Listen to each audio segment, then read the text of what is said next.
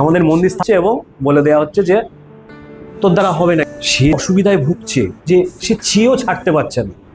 পড়েছিলাম তাটা যে আমি নেশা করতাম, যে রিহ্যাব সেন্টারেই পড়ে আছে সেটা নয়। যাকে আমি আমার ফেলো ভাই বলি, ও একজন ভাই তুমি শুরু সন্ত্রাস্ত মানুষ হয়ে গেছে, আমরা কন্ট্রোল করতে পারি কি। আর একটা প্রজেক্ট সিডিপি কমিউনিটি জানি তো, হ্যাঁ, ভেতরে ভেতরে আমি নিজেকে আমার ইমোশনালি স্টেবল, আমার সম্পর্কগুলো যত কর্টিজলগুলো কমাচ্ছি।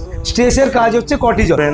এখানকার না করি পারে, তাহলে চিন্তা ঘন্টার মধ্যে যদি 8 ঘন্টায় এই উপাধিটা লাভ করেন যা ছিলাম টক ডাকে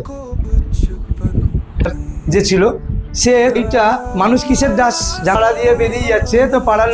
এটা মানে আপনারাও ভালো